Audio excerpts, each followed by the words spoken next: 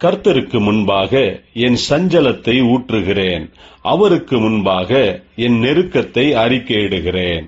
கர்த்தருக்குள் பிரியமானவர்களே, உங்கள் அனைவருக்கும் இனிய காலை வணக்கங்கள். இன்றைய வேத வசன தியானத்திற்கென்று நாம் தெரிந்தெடுத்திருக்கும் வேத பாகமானது 2 நாளாகமம் 28 அதிகாரம் 15 வசனம்.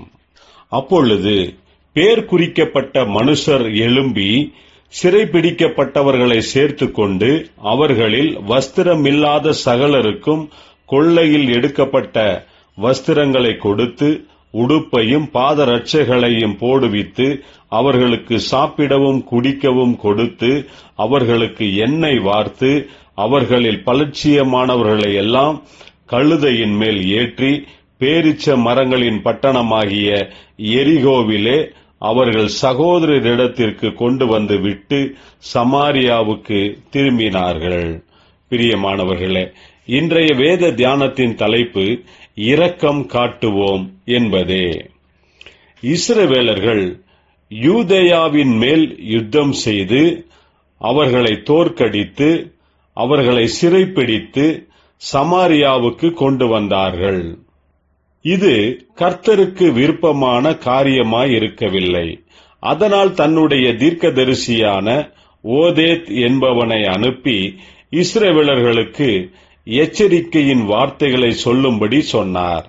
அந்த சமயத்தில் எப்பிராயீம் புத்திரரில் 4 பேர் யூதேயா ஜனங்களை சிறைப்பிடித்து வருகிற சேனைக்கு எதிரிலே வந்து நின்று சிறையாக்கி கொண்டு வரப்பட்ட ஜனங்களின் மேல் இரக்கமுள்ளவர்களாக அவர்களுக்கு வஸ்திரங்களையும் உணவையும் கொடுத்து அவர்களில் யாரெல்லாம் பலவீனமாக இருந்தார்களோ அவர்களை கழுதையின் மேல் ஏற்றி பேரிச்ச மரங்களின் பட்டணமாகிய எரிகோவிலே அவர்கள் சகோதரரிடத்திற்கு கொண்டு வந்து விட்டு சமாரியாவுக்கு திரும்பினார்கள் என்று வேதத்தில் பார்க்கிறோம்.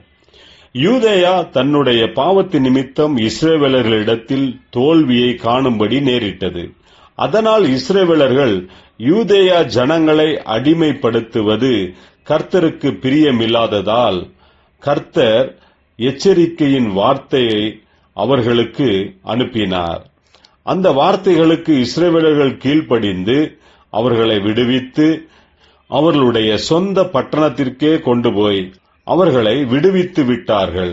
பிரியமானவர்களே, கர்த்தர் நமக்கு ஜெயத்தை கொடுக்கும்போது நம்முடைய விரோதிகளுக்கு கர்த்தர் சொல்லுகிறபடி அவர்களுக்கு இரக்கம் பாராட்டி கருணையுடன் நடந்து கொண்டு கர்த்தருக்கு பிரியமானவர்களாக நாம் இருப்போமாக. ஜெபிப்போம். ஜீவனுள்ள தேவனே, நீர் எங்கள் மேல் உள்ள அன்பினால் எங்களை மன்னித்து கிருபையினால் ஏற்றுக்கொண்டது போல நாங்களும் மற்றவர்களுக்கு இரக்கம் காட்டும்படிக்கு பலன் தருவீராக. இயேசு கிறிஸ்துவின் நாமத்தில் ஜெபிக்கிறோம் நல்ல பிதாவே, ஆமேன்.